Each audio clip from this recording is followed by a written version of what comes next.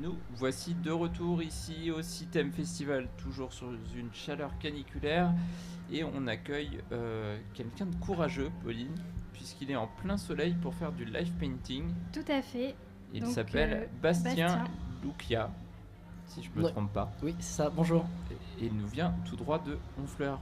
Qu'est-ce que tu es venu faire aujourd'hui à Alençon, peindre sous cette chaleur? Quelle idée? C'est the place to be à Alençon quand il fait beau et chaud. On m'a invité pour faire du live painting et pour dédicacer ma bande dessinée au stand du Passage. Et je viens de temps en temps sur Alençon, j'ai des amis qui sont bénévoles. Ils m'ont proposé, ils m'ont invité, puis j'ai dit oui. Alors, le live painting, qu'est-ce que c'est? Alors écoute, je crois que ça a été breveté par Violette un peu à la dernière minute. Je crois que c'est un néologisme, c'est une barbarité, comme on dirait. C'est juste de la peinture en direct, quoi. Voilà. Performance peinture. C'est de la peinture classique, comme quand on croise des gens au bord de la rivière et qui sont en train de peindre. C'est exactement la rivière en moins. Ouais. Ils le savent pas, mais ils font du live painting, ces gens-là. C'était des précurseurs.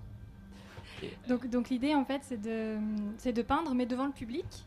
C'est ça. Et de montrer un petit peu la technique et le temps que ça prend, etc. Voilà, c'est ça. Voilà. On fait selon les gens qu'il y a autour, parfois aussi selon la musique. Moi j'aime bien peindre sur les rythmes de la musique, en contact avec les gens, parfois faire des pauses aussi selon la météo. Là il fait très très chaud donc il faut travailler très très vite. Oui, effectivement. Moi c'est sympa, moi j'aime bien. La peinture doit sécher un peu vite aussi. À peine sortie du tube, elle est déjà dure. Alors on imagine qu'il faut faire un petit peu le show. Ouais, moi après ça c'est, j'essaye de rester naturel et apparemment ça marche. Ça fait le chaud déjà. Il fait déjà chaud.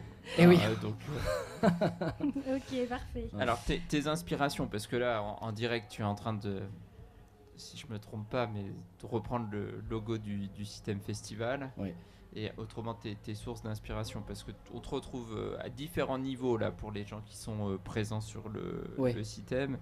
On te retrouve dans les salles du fond, du bas de la Lotoile où tu exposes, mais tu es aussi sur le parvis, comme tu le disais, avec le Passage pour une BD. Alors on va peut-être commencer par la peinture. Quelles sont tes sources d'inspiration en termes de peinture? Moi j'aime beaucoup la fin du 19e siècle, j'aime beaucoup l'impressionnisme et le symbolisme et le romantisme, les courants en vogue fin du 19e, début du 20e. J'aime beaucoup Monet, j'aime beaucoup Munch, Eugène Boudin qui est aussi de Honfleur. Tous ces peintres-là m'inspirent beaucoup, leurs couleurs, ce qu'ils ont fait aussi de la peinture. Ils ont vraiment révolutionné le monde de la peinture, même si ça n'a pas vraiment marché au début. Et j'aime aussi les artistes, les illustrateurs de bande dessinée contemporains, notamment les artistes anglo-saxons. Et quand j'étais ado, je lisais pas mal de BD et en même temps j'avais un cursus d'artiste peintre et les deux se sont un petit peu mélangés.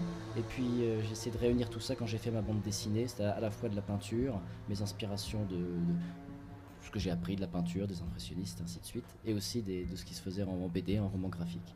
D'accord, donc comme tu l'as dit, tu as un cursus qui va plutôt être artistique au niveau des études. Aujourd'hui, est-ce que tu te définis plus comme un artiste, comme un peintre, ou davantage comme un illustrateur? On m'aurait posé la question il y a 3-4 ans, j'étais encore artiste peintre. D'accord. Et là, maintenant que la BD est sortie, je travaille plus sur la bande dessinée parce que j'ai reçu des commandes et comme ça prend beaucoup de temps, j'ai moins le temps de peindre. Ça faisait très très longtemps que je n'avais pas peint sur une toile, par exemple. Ça fait presque 1 an, je dirais, que je n'avais pas touché à une toile. Ah oui, donc il faut se remettre dans le bain et en plus il faut le montrer en direct Oui. devant le public. Voilà, c'est ça. Au début, j'ai vu des tubes, je me suis dit, c'est quoi ça? Ah oui, de la peinture, c'est vrai. Ah oui, mince. Et comment on passe de la peinture à la BD en fait? Il y a le dessin. Est-ce que tu es auteur ou t'es pas? T'es auteur c'est ça, scénariste et illustrateur. Comment on passe de l'un à l'autre je sais pas trop. La transition, elle s'est faite progressivement. Parallèlement à mes expositions et à mes peintures, je travaillais, j'écrivais des scénarios, je faisais quelques illustrations.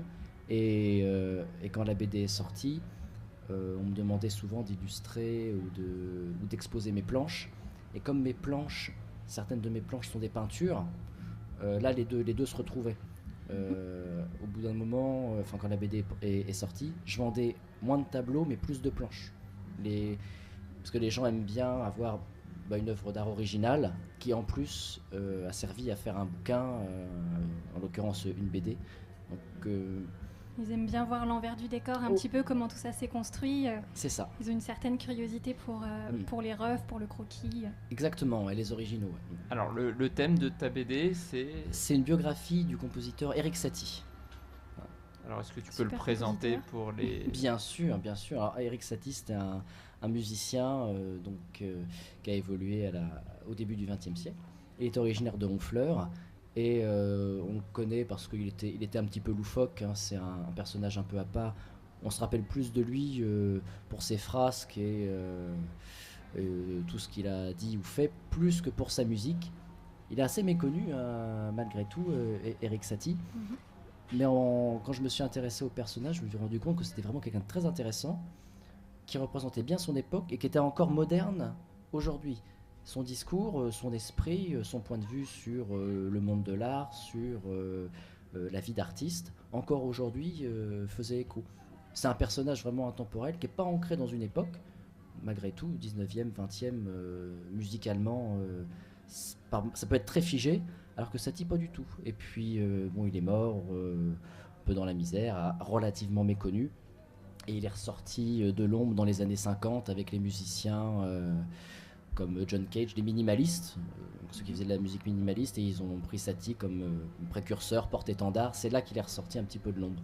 Et maintenant, il est considéré comme précurseur de la musique impressionniste, de la musique minimaliste, et aussi de la musique de film. C'est un des premiers à jouer par-dessus les films.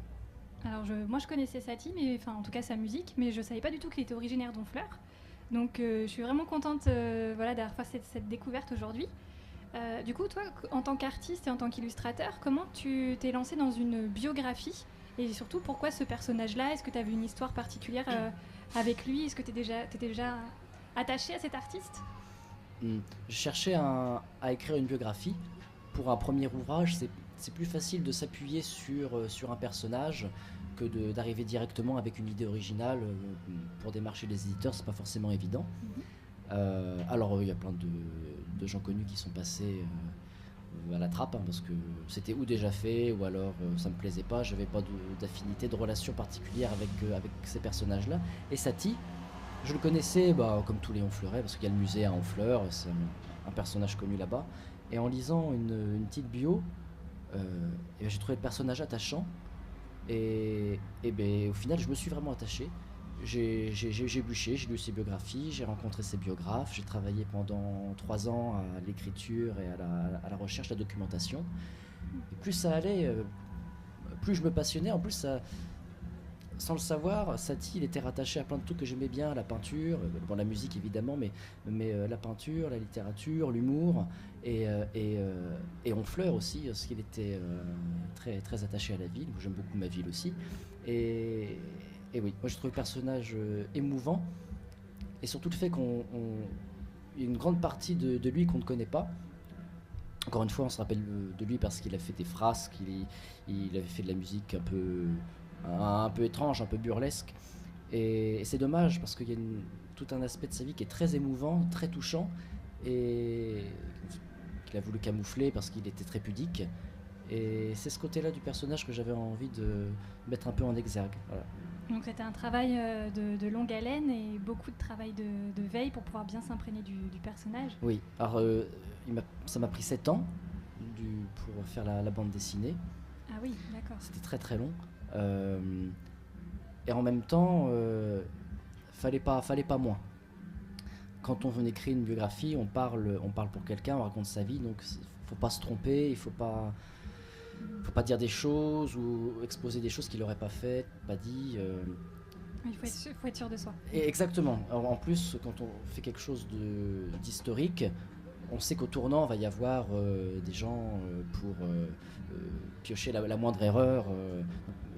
Des spécialistes qui seront sur le qui-vive. Exactement. Et il y en a eu d'ailleurs, Bah, ça va, j'ai eu de la chance, vraiment, j'ai pas eu de mauvais retour de la part des musicologues ou des historiens, donc j'ai eu de la chance pour le coup. mais voilà, quand on fait quelque chose comme ça, un ouvrage biographique, et là en l'occurrence, beaucoup d'artistes, beaucoup de personnalités qui sont dans cette bande dessinée. Il y a Jean Cocteau, il y a Alphonse Allais, il y a Picasso, et donc, tous ces gens-là. Il ne faut pas faire n'importe quoi avec les personnages. Voilà. Il ne faut pas trahir, leur image, leur idée, leur esprit, leur façon de penser, parce que c'était quand même des gens vachement intelligents qui disaient des choses très très profondes par rapport à leur époque, mais on peut encore faire le parallèle. L'époque n'est pas tellement différente, surtout dans le milieu de l'art. Et c'est ça que j'ai voulu garder, voulu retranscrire. Voilà. Ouais, c'est sûr que est-ce que c'est pas plus difficile justement que quand on invente ses propres personnages, où là on peut se permettre des digressions? Oui, c'est sûr. Après, dans les biographies, il y en a qui se permettent des digressions. Bon, après, j'ai en tête la BD qu'il y a eu sur Gainsbourg, c'est une très bonne BD de Johann Sfar. Et c'est très très libre, c'est très très graphique. Bon, c'est très romancé aussi. Après, il y a des trucs très très historiques. Voilà. En fait, il faut que ce soit volontaire et assumé. Exactement, voilà. Pas que ce soit entre les deux. Une romance à partir de personnages ayant existé, mais où on va créer sa propre histoire autour de ça. Quoi. Et voilà, on peut créer un univers avec des personnages qu'on a déjà un. Satie, lui, il avait un univers graphique, il avait un esprit foisonnant d'idées. Et on peut s'appuyer là-dessus justement. Et c'est pas trahir son idée, c'est pas trahir son image, parce qu'on évolue dans son monde à lui. D'accord. Mais là, j'avais quand même l'envie de rester dans quelque chose de très factuel et d'historique. Alors voilà, je m'appuie toujours sur l'histoire, mais la BD, elle est un peu à l'image de Satie.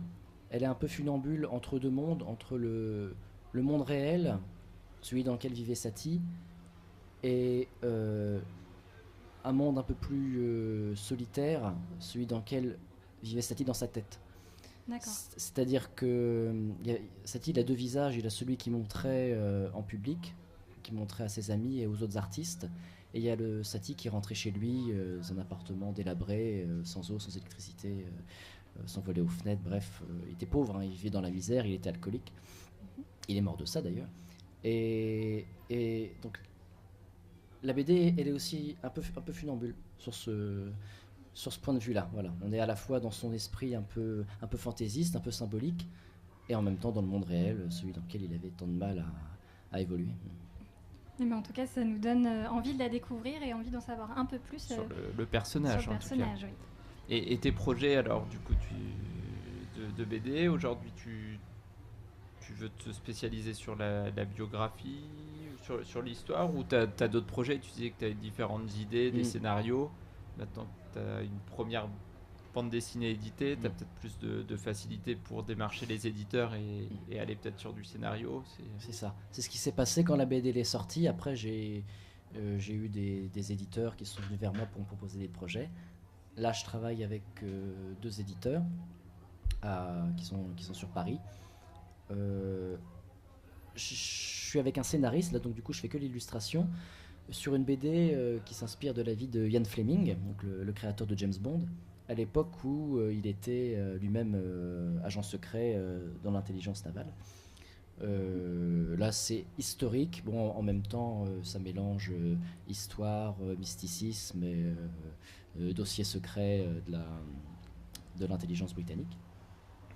Et avec un autre éditeur, là on travaille sur des adaptations de classiques, de romans classiques du 19e siècle en bande dessinée. D'accord. Voilà, donc c'est assez vaste ce qu'on me demande en fait, parce que moi à la base je suis plutôt dans la science-fiction, ou dans la fantasy ou dans le fantastique. Bon, le fait d'avoir publié une bande dessinée sur Satie, ça a plutôt attiré vers moi les éditeurs, en tout cas. Plutôt les historiens et la période 19e, 20e. Mais voilà, j'ai aussi mes projets perso. J'aurai le temps de faire, j'espère, un jour. Alors, un petit, comme pour tout le monde, une petite speed interview. Alors, je t'explique le concept. Je ne sais pas si tu en as déjà eu l'occasion de voir des vidéos sur Internet avec ce système. Donc, la speed interview, je vais te proposer donc 2 propositions. Il faudra m'en choisir un seul. Alors, je vais essayer d'orienter ça un peu à graphique quand même. Sinon, c'est pas drôle. Ok. Ok. Alors, c'est parti. Plutôt Honfleur ou Alençon? Honfleur. Plutôt aquarelle ou encre de Chine? Encre de Chine.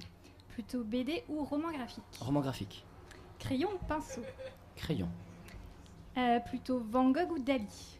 Van Gogh. Le Louvre ou Pompidou? Le Louvre. Plutôt noir et blanc ou couleur?